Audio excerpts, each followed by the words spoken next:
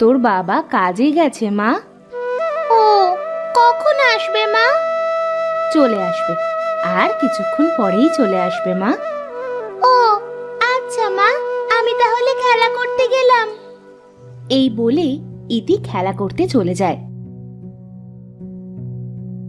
আর তখন রাজু বাড়িতে ফেরে।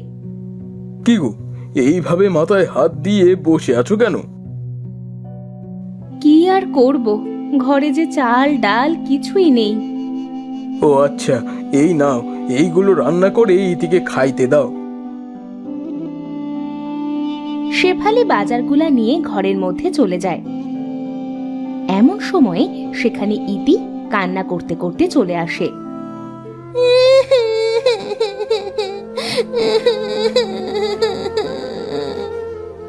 কি রে মা, কান্না করছিস কেন? বাবা জানো, রাফি আমায় ধরে মেরেছে। তোকে না বলেছি রাফির সাথে খেলা করতে যাবি না? চল ঘরে চল।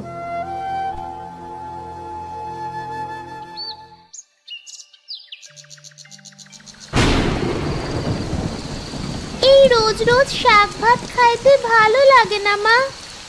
তোর বাবা যা আনে আমি তোকে তো তাই রান্না করে দিই মা।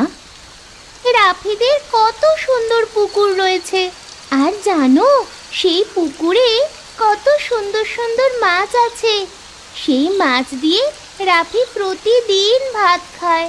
আমাদের যদি একটা পুকুর থাকতো। মারে, ওদের অনেক জায়গা জমি আছে, তাই ওরা পুকুর কেটেছে। আমাদের তো এত জমি নাই রে মা। কেন বাবা, আমাদের উঠানে তো অনেক জায়গা আছে। তুমি আমাদের উঠানের একপাশে পুকুর কাটো।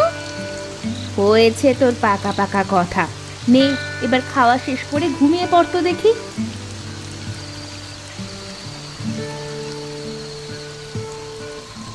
বউ, ইতি তো খারাপ কিছু বলে নাই। আমরাও পারি উঠানের এক পাশে একটা পুকুর কেটে তাতে মাছ চাষ করতে। তা তো তুমি ঠিক বলেছ। আর এখন যা বৃষ্টি হচ্ছে তাতে পুকুরের পানি ফুরাবে না। কাল সকালে পুকুরের কাজে লেগে যাব ভাবছি। রাজু শেফালি খাওয়া শেষ করে ঘুমিয়ে পড়ে।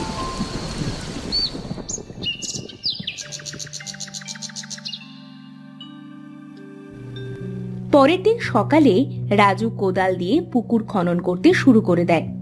ইতি সকালে ঘুম থেকে উঠে এসে দেখে তার বাবা পুকুর খনন করছে।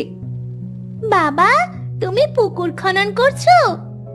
হ্যাঁ মা, এখানে মাছ ছাড়বো। কি মজা, কি মজা!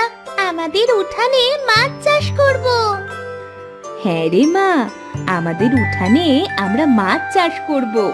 চল এবার খেয়ে পাঠশালায় যাবি, চল। এরপর শেফালি ইতিকে নিয়ে ঘরে যায়। তখন লিটন সেখানে আসে। ও রাজু ভাই, এখানে কি করবে? মাছ চাষ করব ভাই। তাই এই ঘরের সামনে মাছ চাষ করবে? হ্যাঁ ভাই, কি করব আর, আমার তো জায়গা জমি নাই, তাই উঠানেই মাছ চাষ করব। তা বেশ ভালো। কি মাছ চাষ করবে ভেবেছো কিছু? না ভাই, দেখি কি মাছ চাষ করা যায়। আচ্ছা, আমি এখন যাই ভাই। এই বলে লিটন সেখান থেকে চলে যায়।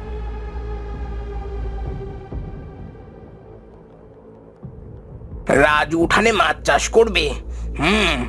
বিষয়টা তো দেখতে হবে।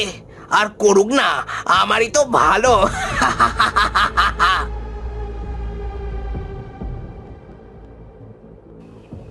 এইদিকে রাজুর পুকুর কাটা শেষ হয়ে যায়।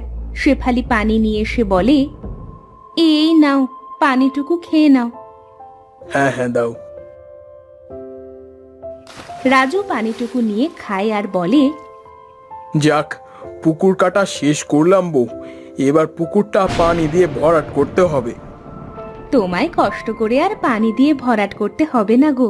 দেখো, আকাশে মেঘ হয়েছে, মনে হয় আজ রাতে বৃষ্টি হবে। তা তুমি ঠিকই বলছো। তাহলে কাল সকালে আমি মাছের পোনা এনে পুকুরে ছাড়বো।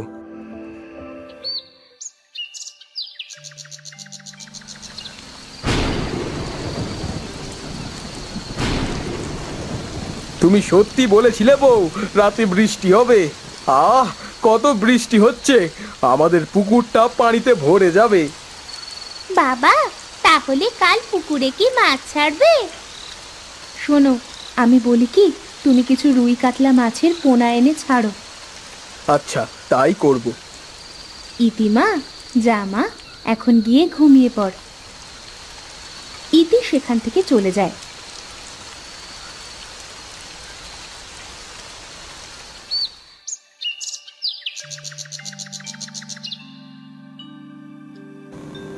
পরের দিন সকালে, বউ, আমি বাজারে গেলাম। হ্যাঁ যাও, তাড়াতাড়ি ফিরে এসো, আমার রান্না প্রায় শেষ, এসে ভাত খাবে। আচ্ছা, আমি চলি। এই বলে রাজু বাজারে চলে যায়।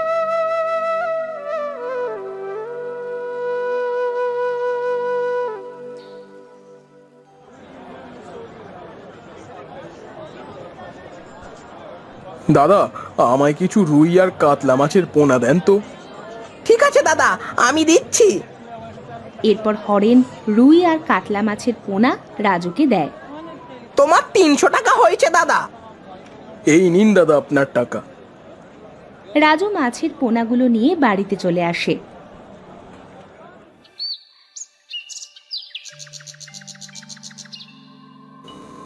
তুমি এসেছো? হ্যাঁ বউ, এই দেখো কত সুন্দর মাছের পোনা নিয়ে এসেছি। বাবা বাবা, আমি মাছের পোনাগুলো ছেড়ে দিই পুকুরে। হ্যাঁ মা, নে ছেড়ে দে। ইতি রাজুর থেকে মাছের পোনাগুলো নিয়ে পুকুরে ছেড়ে দেয়। তোরা আজ থেকে এখানে থাকবি। বাবা বাবা, দেখো দেখো কত সুন্দর খেলা করে বেড়াচ্ছে। হ্যাঁ মা, এবার এদের কিছু খাবার দে মা। ইতি ঘরের মধ্যে চলে যায় আর কিছু খাবার এনে মাছেদের খেতে দেয়।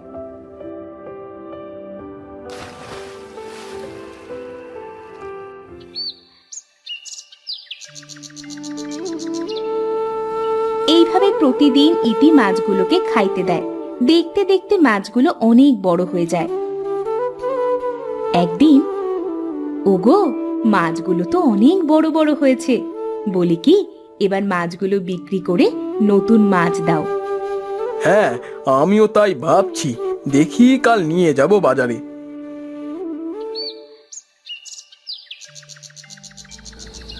সেদিন রাতে লিটন দুইজন লোক সাথে করে পুকুর পাড়ে এসে দেখে মাছগুলো বড় হয়ে গেছে আর সেই মাছগুলো খেলা করছে। আমি যা আন্দাজ করেছিলাম তাই তো হলো। বোকা রাজু ও মাছ চাষ করবে আর আমি সব মাছ মেরে নিয়ে যাব। এই, তোরা নেমে পড় পুকুরে, আর সব মাছ ধরে নিয়ে যাব। লিটনের কথা শুনে সবাই পুকুরে নেমে যায় আর সব মাছ ধরে। ওস্তাদ, অনেক মাছ দেখেছি এই পুকুরে, আর কত বড় বড় মাছ। হ্যাঁ রে, চল চল, এবার এখান থেকে কেটে পড়ি। এই বলে তারা সেখান থেকে চলে যায়।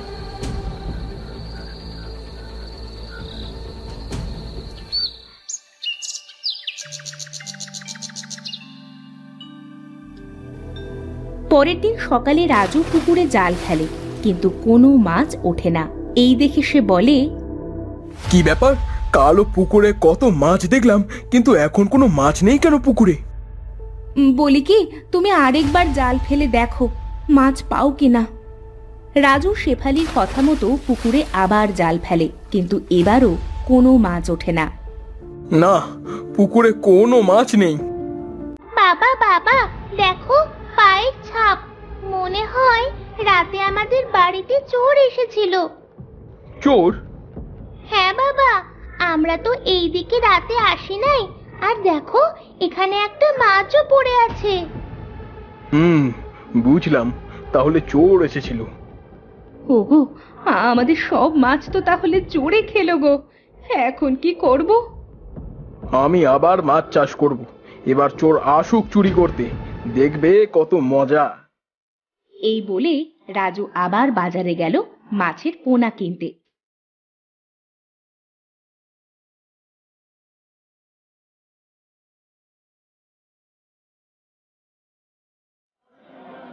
আরে রাজু দাদা যে, তা আজ কি মাছের পোনা দিব? আমাকে কিছু চিংড়ি মাছের পোনা দাও দাদা। পুকুরে চিংড়ি দিবা দাদা? তা কি চিংড়ি দিব? হিংস্র চিংড়িগুলো দাও দাদা। এই চিংড়ি দিবে দাদা? পুকুরে তো গোসল করতে নামতে পারবে না, চিংড়ি কিন্তু মানুষ পুকুরে নামতে দিবে না। আমিও তো সেটাই চাই।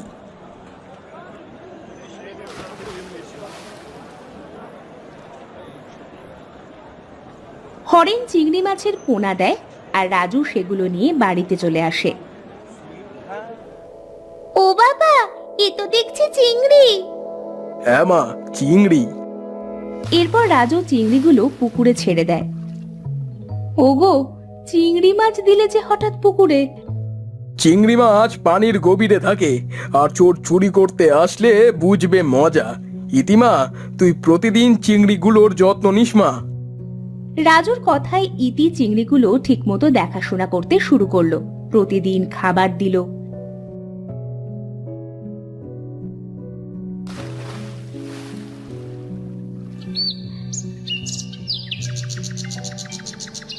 এভাবে দেখতে দেখতে চিংড়িগুলো অনেক বড় হয়ে যায়। একদিন ইতি খাবার দিচ্ছিল, তখন সেখানে লিটন আসে। রাজু ভাই, ও রাজু ভাই। বাবা তো বাড়িতে নাই কাকা। ও, তোমার বাবা বাড়িতে নেই? না কাকা। তুমি মাছের খাবার দিচ্ছ? আহা, কত বড় বড় চিংড়ি হয়েছে তোমাদের পুকুরে। হ্যাঁ কাকা, অনেক বড় বড় চিংড়ি হয়েছে। আচ্ছা মা, আমি তাহলে আসি, পরে তোমার বাবা আসলে আসবো নে। এই বলে লিটন সেখান থেকে চলে যায়।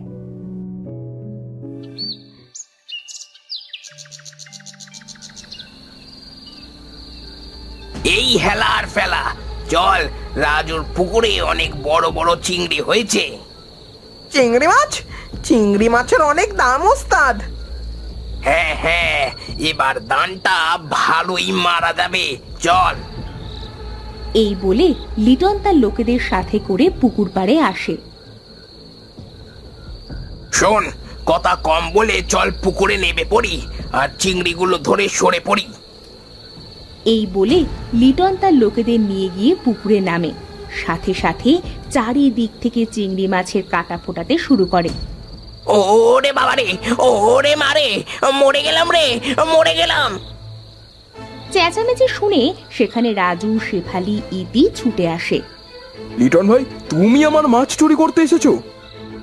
আমার ভুল হয়ে গেছে রাজু ভাই, ও মারে, ও বাবা রে, ও আহ, ও ও আহ আহ। কি মজা, কি মজা, চিংড়ি মাছ দিচ্ছে খোঁজা। দেখ দেখ কেমন লাগে আমাদের মাছ চুরি করা। এই পালা পালা, মনে থাকলে আর এই পুকুরে মাছ চুরি করতে আসবো না আর। এই বলে লিটন তার চেলাপেলা নিয়ে সেখান থেকে পালিয়ে যায়। দেখেছো বউ, দেখেছো চোরকে কিভাবে শাস্তি দিতে হয়?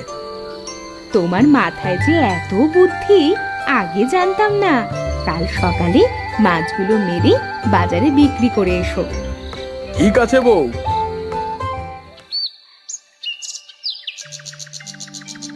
পরের দিন সকালে রাজু মাছগুলো মেরে বাজারে বিক্রি করে।